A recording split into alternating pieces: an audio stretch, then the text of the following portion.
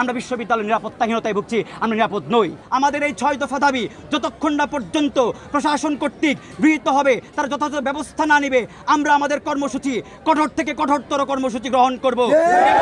আমাদের যে দাবি আছে সেই দাবি আপনারা মেনে নিন, না হলে আমরা আমাদের শিক্ষার্থীদের দ্বারা আমরা এখানে কঠোর থেকে কঠোরতর সিদ্ধান্ত নিতে আমরা বাধ্য হব। আপনারা নিশ্চয়ই অবগত আছেন, গতকালকে বাকৃবি প্রশাসন কর্তৃক শিক্ষার্থীদের উপর বর্বরোচিত যে হামলা চালানো হয়েছে, আমরা এর তীব্র নিন্দা জানাচ্ছি এবং বিশ্ববিদ্যালয় প্রশাসন কর্তৃক আজকে সকাল 9টায় জোরপূর্বক হল ভ্যাকেন্টের যে নির্দেশনা দিয়েছে, আমরা সেটাকে প্রত্যাখ্যান ঘোষণা করছি। বাংলাদেশ কৃষি বিশ্ববিদ্যালয়ের সকলকে নিয়ে শিক্ষার্থীদের দাবি যে 6 দফা, আমি এখন সেটি উত্থাপন করছি। দাবি 1, অবৈধভাবে হল ভ্যাকেন্টের নির্দেশনা দুপুর 2টার মধ্যে প্রত্যাহার করে আদেশ তুলে নিতে হবে। হলগুলোতে চলমান সব ধরনের সুবিধা নিরবিচ্ছিন্ন রাখতে হবে। 3, এই প্রশাসন শিক্ষার্থীদের নিরাপত্তা দিতে ব্যর্থ হওয়ায় বিশ্ববিদ্যালয় শিক্ষার্থীদের উপর শিক্ষকদের মদদে বহিরাগতদের দিয়ে হামলার দায়ে প্রক্টোরিয়াল বডিকে 24 ঘন্টার মধ্যে পদত্যাগ করতে হবে। 4, বহিরাগত সন্ত্রাসীদের দ্বারা ককটেল বিস্ফোরণ, লাইব্রেরি স্থাপনা ভাঙচুর এবং দেশীয় অস্ত্র দ্বারা শিক্ষার্থীদের উপর বর্বরোচিত হামলা এবং নারী শিক্ষার্থীদের হেনস্থার ঘটনার জন্য উপাচার্যকে প্রকাশ্যে ক্ষমা চাইতে হবে।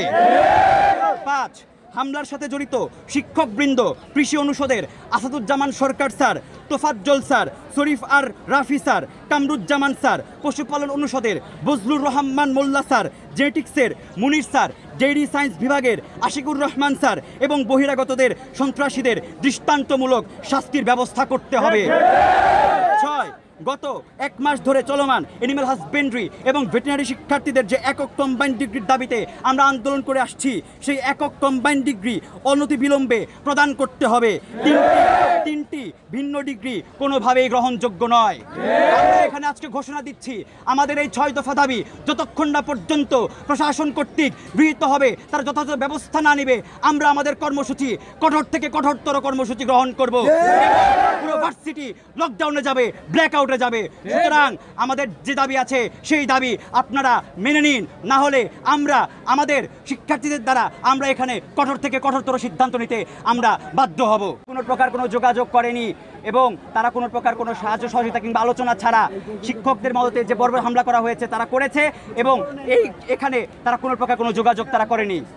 শেখ হাসিনা আমলে যে ফ্যাসিস্টরা যেভাবে বর্বর হামলা চালিয়েছে, আজকে বাংলাদেশ কৃষি বিশ্ববিদ্যালয়ের শিক্ষার্থীদের উপর ঠিক সেরকম আচরণ করা হয়েছে, আমরা তীব্র নিন্দা জানাই।